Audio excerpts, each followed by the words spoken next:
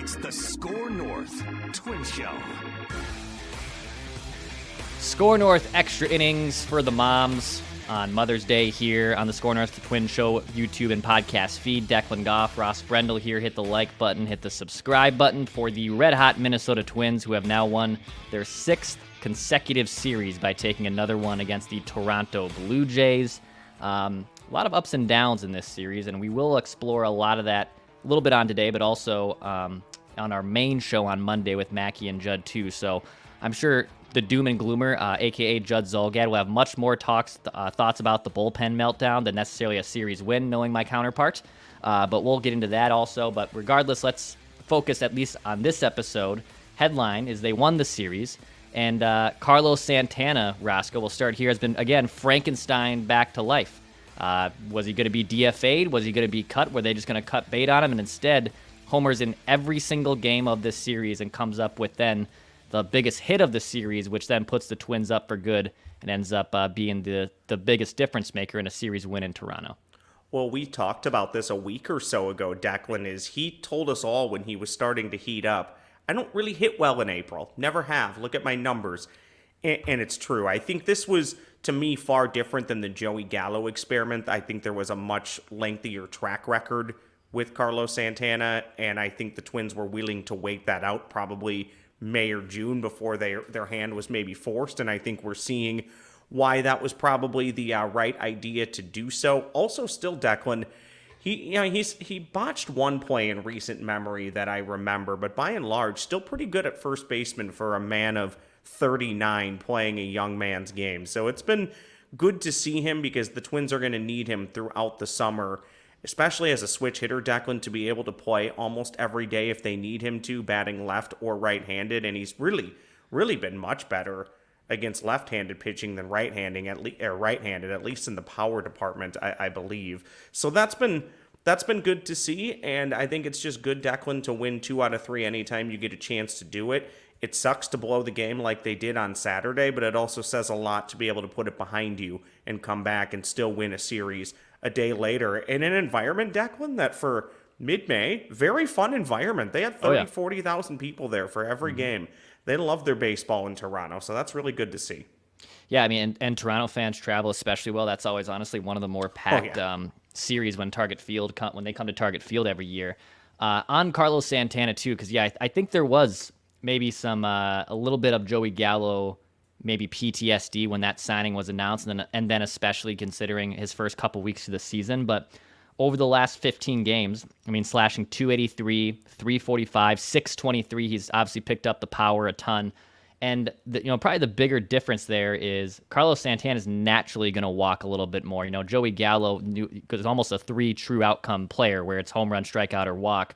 But Carlos Santana is also a very good defensive first baseman. I think that's why there was some politicking there to get him here, because Kirilloff, a little bit of a struggle at first base. And in general, the Twins have just kind of, since C.J. Cron, who actually was, I think, a lot better defensively than people remember him for, they've had to trot out Arise at first. Donovan Solano got a lot of first base reps. And I think we sometimes forget about the importance of first base. It's just like kind of like, hey, just put someone else, whoever you want there. You need a legitimate person there. For whatever reason, when I used to coach Little League, the most important 2 things I wanted to have figured out, especially with kid pitch, who can catch and who can play first base. And then all the other 7 positions, we will work our way there. But if those 2 aren't settled, we have problems. And for whatever reason, we get to the major league level, we do the opposite effect. We say, let's worry about every other position because first base doesn't really matter. But I think, his defensive prowess is a big reason why he was signed here. And then, on top of being a switch hitter too, he's having a huge resurgence here, and this is big for the Twins. Well, and last year, Declan, too, for as good as Donovan Solano was, and really great at that pick play, too, or maybe not pick play, sorry, but just digging the ball out of the ground on the dirt or the one-hop throws from Correa, Solano was fantastic. But you don't typically want a guy who's 4'3" standing at first base. I don't think Solano quite that small, but I think, what was he, 5'10"? He's a little guy for sure. Yeah, very small guy at first base. Yeah. Yeah, actually, basically it was you standing at first baseman, Declan. It was you or I standing at first base. But, this is good to see, and I think this is, people will scoff at this because it's a Twin signing, but this is a very good value signing. If you're telling me a guy's going to come here, take professional at-bats, play a professional first base, be good in the clubhouse, a guy who's been through all the battles, has a lot of experience, and he's probably going to hit 25-ish home runs and be a leader that your team needs, also with really good postseason experience. There was never a downside here to Santana. I think we all, at the beginning of the year, were thinking, okay, maybe this is it. Maybe this is the year, because eventually Father Time catches up. Well, it appears, at least now as we record on May 12th, that Father Time has not caught up with Santana. And I think Twins fans everywhere, Declan, rejoice. I don't think it's much of a surprise that as he's heated up, the lineup has heated up. And I think that's really good to see. So through the first 18 games, which would be about, as I let Baseball Reference sort this for me and not me try to count a bunch of stats, through 71 plate appearances to start the season, Carlos Santana an OPS of 382, which is horrible. And ever since then, and that was right around when the winning streaks started for the Twins, because that did happen against Chicago when they came to town the first time. He's been a completely different hitter. He's even got his OPS over 700 now, so he's now even an above league average hitter as a whole, not even looking at what he's been able to do the last few weeks, where he's been a much better hitter as a whole. Considering that horrid start, he is now an above league average player, at least offensively, which is huge. And yeah, I think him playing, in a World Series with Cleveland, the Twins being very familiar with him, obviously being with the Guardians, and he had a pit stop there with the Royals too. I think a lot of people, thought that there was probably this where it falls off, which, again, I don't think people would have been just completely perplexed by that when a guy who just turned 38 years old, eventually, Father Time catches up to you and you can't draw the walks and you don't hit for power as much as you used to. Well, he's doing all the things he's always been known for, which was drawing a lot of walks, playing excellent defense, having some pop to his game. I think both those guys, and him and even Willie Castro, I know those are two stark differences with age, but both those guys got off to such horrendous starts. And during that winning streak, during the injuries that piled up, it was both of them who kind of were shocked back to life. And they have been two of probably their better hitters over the last, 20 games or so. It's funny you would bring up Willie Castro, because earlier on in today's ball game, he was about the only guy that was willing to take pitches in the first 6 or 7 innings today. It didn't end up coming to, leading to any runs, but he took a 4-pitch walk when Manoah was literally, Manoah maybe had 4 1-pitch at-bats today, and he had one 4-pitch inning, which in Major League Baseball just really kind of can't happen. But I get it. If you like a pitch, you want to go after it. But his movement was really good today, which is another story for a guy who's been a complete train wreck since starting his career off rather hot. But Declan, you need everybody. I know it's so cliche to say, but Willie Castro was, I think, more instrumental to the Minnesota Twins last year than anybody ever thought he would be. Oh, yeah. That's why he's back this year. And you needed him to start looking like he did last year. And Declan, so is the entire lineup.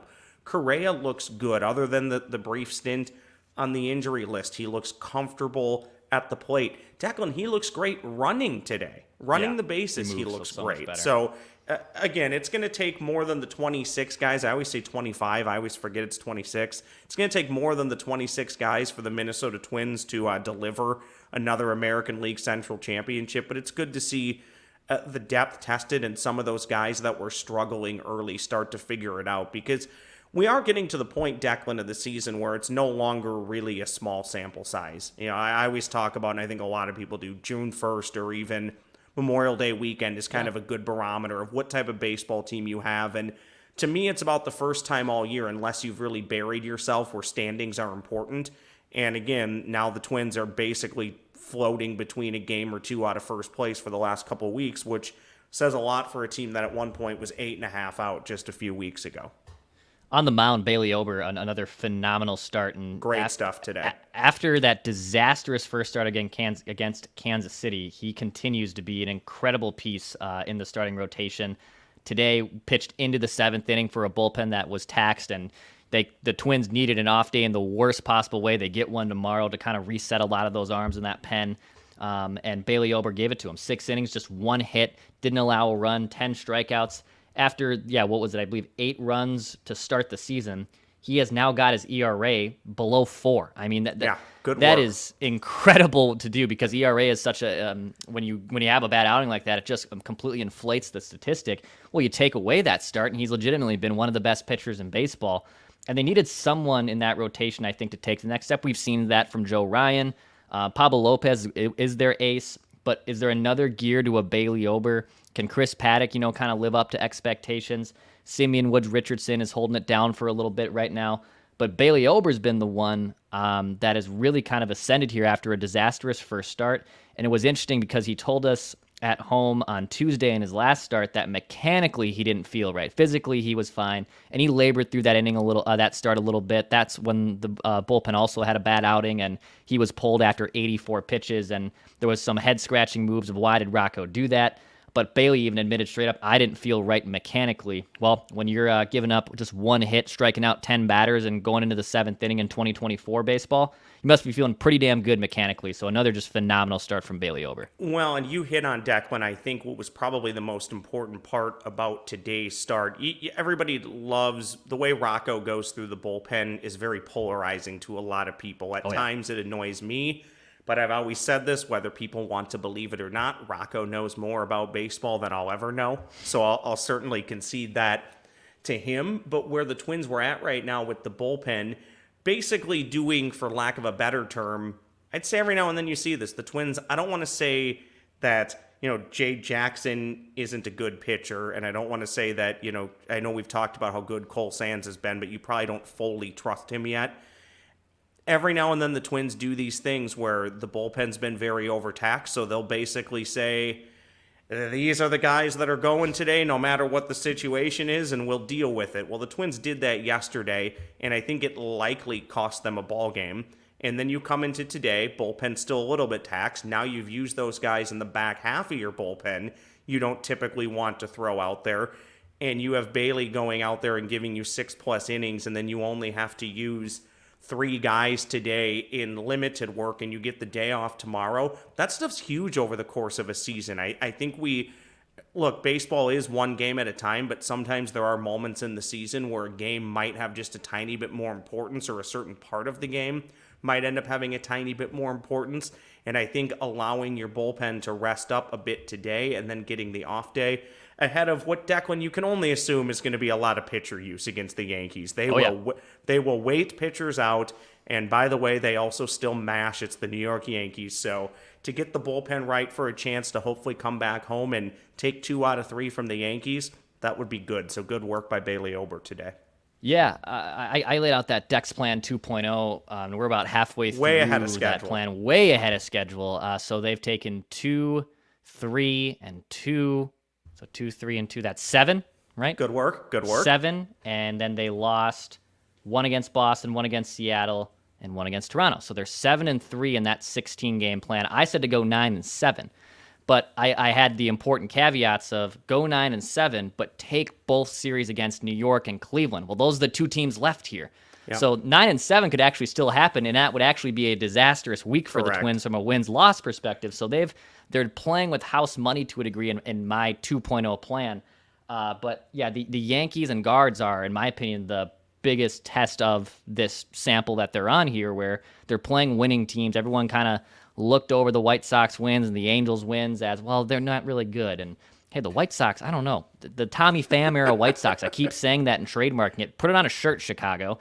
They look a lot better since they got Tommy Pham back in the lineup.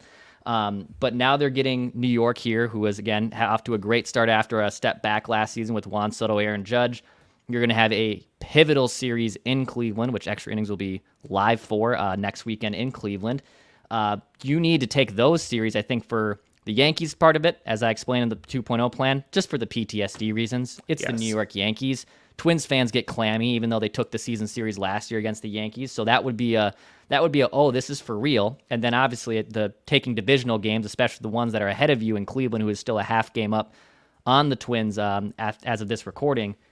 Taking those 2 series, I do think, as much as we didn't want to be doomer and gloomers, and those were starting to rise with pitchforks after the 6-12 start, if we are here 1 week from now and you're talking about winning both those series, I I'm not saying plan a parade, but I think you start thinking, oh, the Twins are legit. Like, this is now not a hot streak. This is a legit ball club.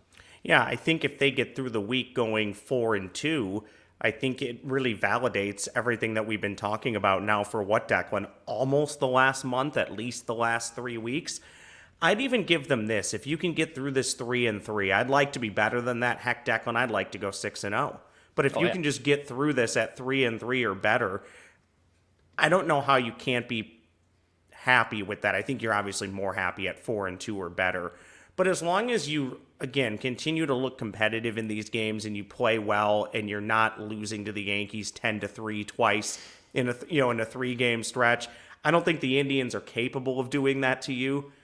Indians still pitch very well. It's like the one thing that just transcends every manager, every organizational leader over there. They're always going to pitch well.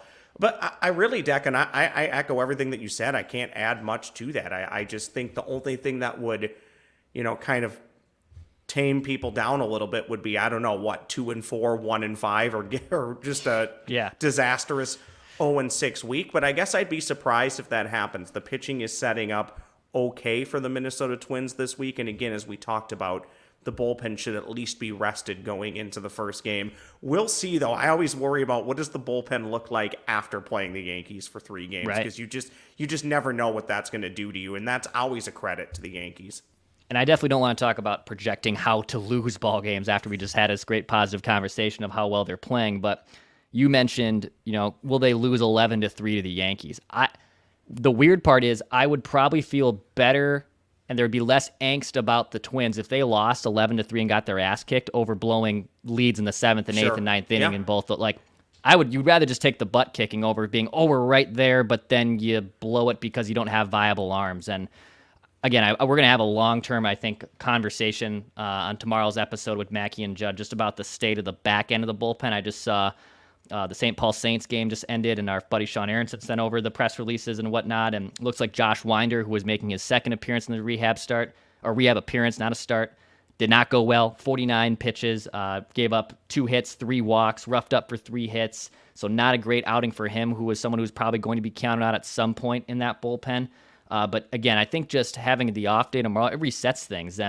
You can criticize Rocco for the bullpen. I mean, no matter what, the pitcher's coming out of the game. I'm mostly with you, Ross, at the end of the day, the pitcher has to come out. And if the high leverage ones in Duran and Jax aren't available, or they have pitched the last few days, you have to go out to the back end of that bullpen. And even though you walk the plank a little bit, you're in a no-win situation to a degree when you're a manager making that decision. But it is going to be interesting to see the state of this bullpen going forward because, there's been a couple head scratchers of, oh boy, this might not be the best or not be as good as we think it is, but it's also it's baseball. Like, I think that's where I keep running into the brick wall of, all right, they like Jay Jackson probably too much, but at the end of the day, if it's just Jay Jackson and Duran and Jackson, I know when they get Brock Stewart back, if those guys are who they are, then you're going to just have a couple weak links in the bullpen. That's just the state of it. And I think that's the state of most teams in Major League Baseball. I mean, go look, and I can't name everybody's roster, but go look up and down everybody's roster. There's always a few guys in the bullpen where you'd rather really only see them when you're winning by 5 or losing by 5, but occasionally you need to ask them to get big outs. We've talked about Jay Jackson a few times. I just don't see it. I don't believe it. I'm not convinced he'll be here on June 1st or July 1st. Maybe I'll be wrong. It just doesn't seem like he has really much of significance that can get major league hitters out. I know he flashed last year, but also at the same time, he's a guy in his mid-30s getting his first 40-man roster deal. I don't want to say that that's a red flag, but it's just kind of one of those things where you note that and you say, well, we'll see how that works as the season goes on. I'm getting a little bit worried about Thielbar. He can't find the strike zone, and when he does find the strike zone, he's getting hammered.